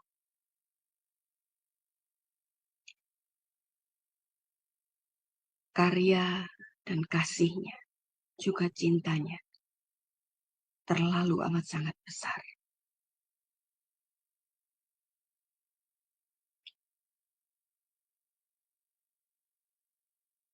Jangan sampai kita membuat dia menangis terisak-isak lagi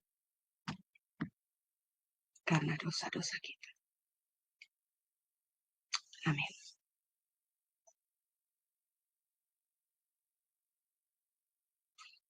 Amin. Terima kasih untuk Ibu Pendeta Dr. Randa Magdalena Caroline untuk kebenaran firman yang sudah Ibu berikan kepada kami semua. Wah, luar biasa sekali ya Bu.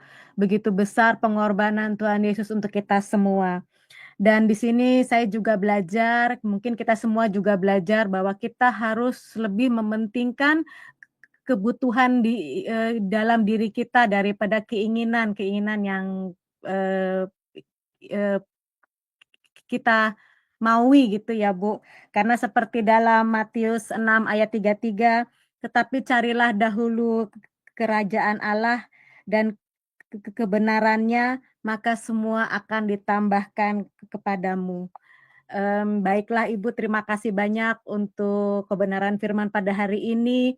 Untuk kami semua di hari Paskah ini, hari kebangkitan Tuhan Yesus, semoga apa yang Ibu Pendeta sampaikan atau firmankan pada hari ini bisa menjadi rema dan dapat kami aplikasikan di dalam kehidupan kami sehari-hari.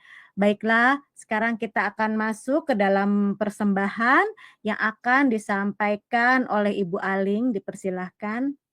Ya, baik. Terima kasih Ibu Dewi, baik Bapak Ibu sekalian.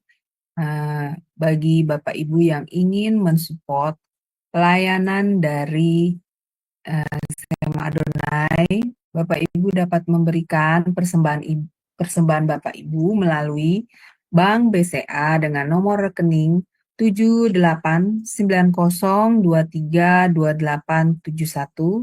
atas nama Petra AXX CXXX XXXXX dengan contoh sebagai berikut. Beri kode angka 7 di akhir nominal. Contoh, 20.000 menjadi 20007. Demikian pengumumannya Bapak Ibu. Terima kasih atas perhatiannya. Tuhan berkati. Saya kembalikan kepada Ibu Dewi sebagai liturgis. Dipersilakan. Iya, terima kasih Ibu Aling. Dan untuk info persembahan yang sudah disampaikan kepada kami, dan kami juga berterima kasih untuk Bapak Ibu yang sudah mensupport pelayanan Sema Adonai. Baiklah, sekarang kita mau masuk ke dalam doa syafaat, yaitu doa untuk ucapan terima kasih dengar firman Tuhan, dan doa untuk Sema Adonai, doa pemerintah, dan juga doa gereja yang akan dipimpin oleh Ibu Kinar. Dipersilahkan Ibu. Terima kasih. Bapak, Ibu, Saudara, setelah kita menerima firman Tuhan pada malam hari ini, mari kita bersama-sama menaikkan doa syafaat kita. Bapa kami yang di surga, sungguh kami mengucap syukur dan terima kasih. Pada malam hari ini kami boleh melaksanakan ibadah Paskah pada malam hari ini.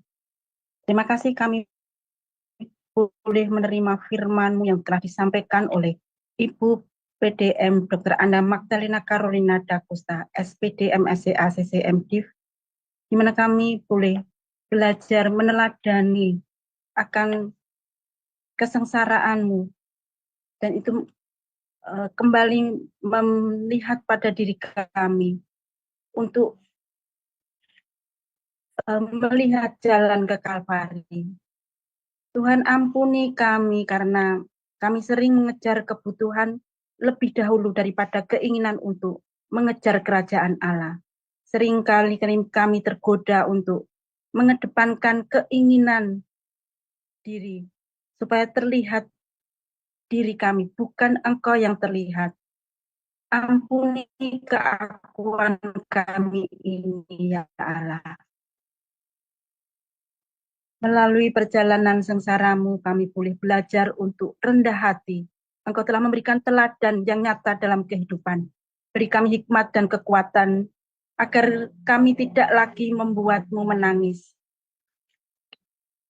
Tuhan, terima kasih untuk firman pada malam hari ini. Kami berdoa untuk Ibu Pendeta Muda Dr. Anda Magdalena Carolina da Costa.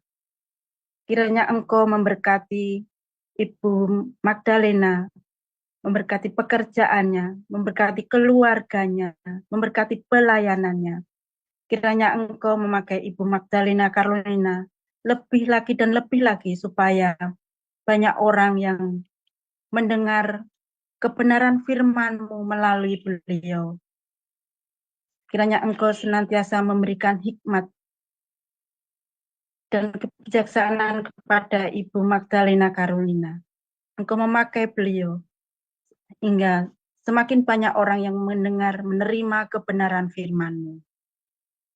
Tuhan, kami juga berdoa untuk Sema Adonai.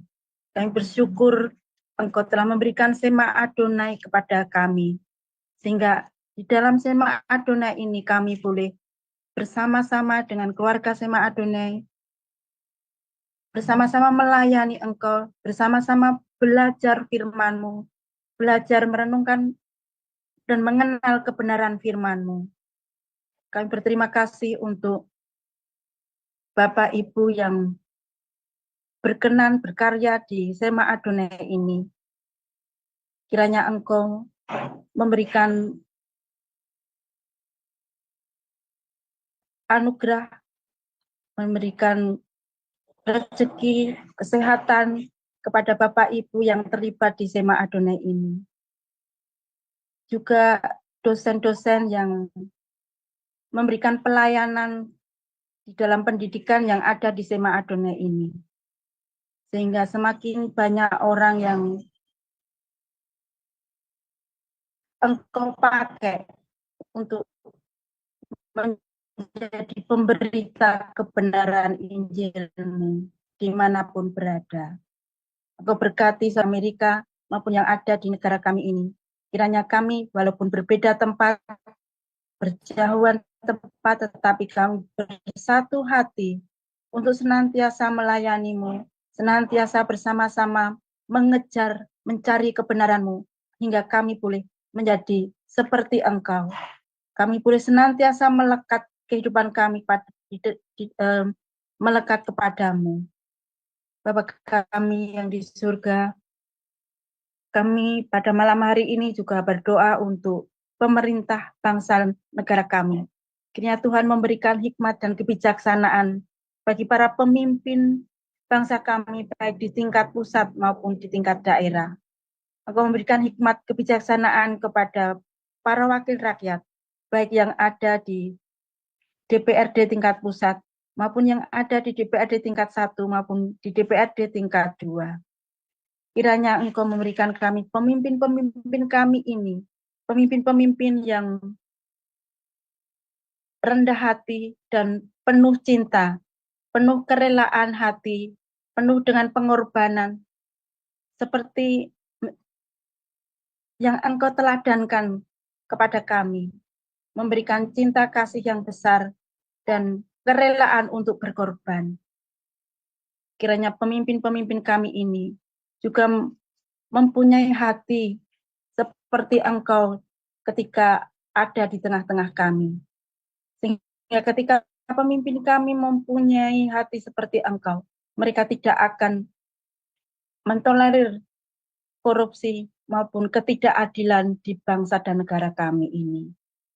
Tuhan, kiranya Engkau melindungi bangsa dan negara kami ini, baik di wilayah ideologi, politik, ekonomi, sosial, budaya, maupun di dalam pertahanan keamanan bangsa kami. Kiranya Engkau senantiasa menopang bangsa dan negara kami ini, dan membawa bangsa dan negara kami ini kepada keadaan ekonomi yang berkeadilan, yang merata di seluruh bangsa kami ini, yang terdiri dari banyak pulau, terdiri dari banyak suku bangsa. Kami percaya bahwa semuanya itu adalah kekayaan dan anugerah dari-Mu. Dan biarlah perbedaan banyaknya suku bangsa, banyaknya pulau ini menjadi kelebihan dari kami untuk senantiasa bersatu padu untuk menjaga toleransi, kekuatan kehidupan di dalam sosial bermasyarakat. Tuhan, kami juga berdoa untuk gerejamu yang ada di negara kami maupun yang ada di Jerman maupun yang ada di Amerika maupun di seluruh dunia. Kiranya kami orang-orang pilihan-Mu boleh menjadi berkat, menjadi jalan berkat bagi sesama kami dimanapun kami berada. Bagikan kasih dan kerelaan berkorban bagi sesama kami. Tuhan, kami bersyukur dan terima kasih untuk hari ini tadi kami boleh merayakan Paskah-Mu, boleh merayakan hari kemenangan yang telah kami terima. Melalui salib-Mu kami boleh menerima keselamatan. Melalui bilur-bilur-Mu kami boleh Engkau selamatkan. Tidak ada lagi kematian, tetapi kami boleh memperoleh hidup yang kekal di dalam Engkau. Tuhan, terima kasih dan ampuni apabila ada kesalahan di dalam kehidupan kami sehari-hari. Kami menyerahkan hidup kami di dalam kuasa-Mu, di dalam Kristus Yesus, Tuhan kami yang hidup. Haleluya. Amin.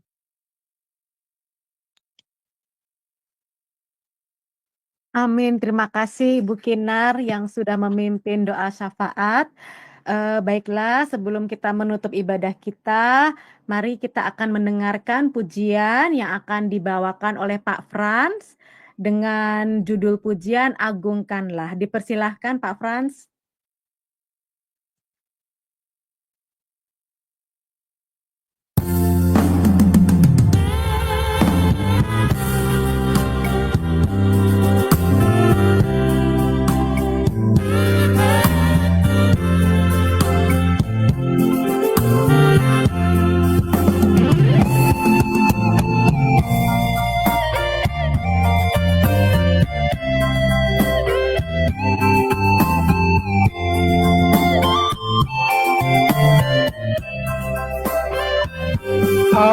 Agungkanlah kebesaran kasih-Nya, mainkan kecapi dan bersorak baginya, menapaki tahun-tahun berganti.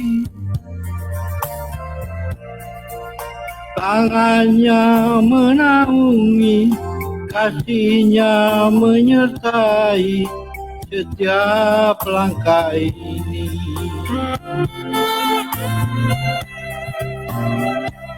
Hidungkanlah nyanyian kemurahan-Nya, bersorak-soraklah dan tinggikan nama-Nya, sebab Dia baik nyata di hidup ini. Tangannya menaungi, kasih-Nya menyertai setiap langkah ini. Yang bersandar padanya diberkati,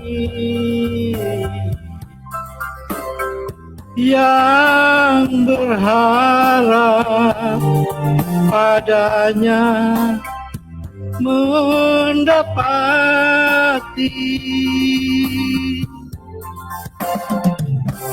melewati hari-hari berganti. Tangannya menaungi, kasih-Nya menyertai setiap langkah ini.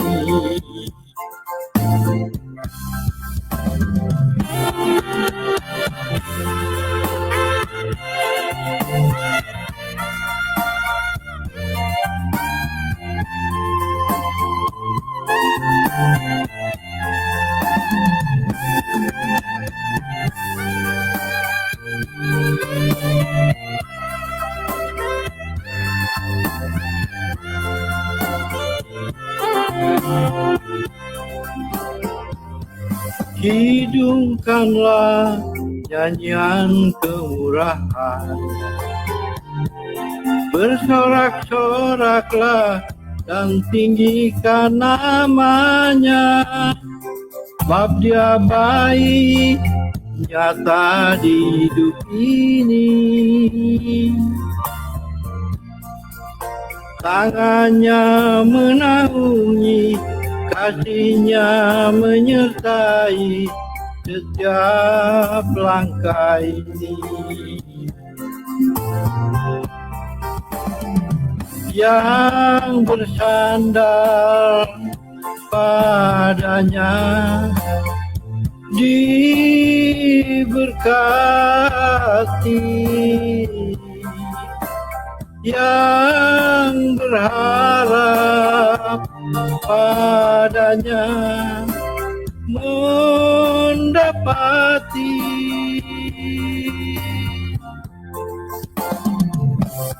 Melewati hari-hari berganti, tangannya menaungi, kasihnya menyertai setiap langkah ini. Tangannya menaungi, kasihnya menyertai setiap langkah ini.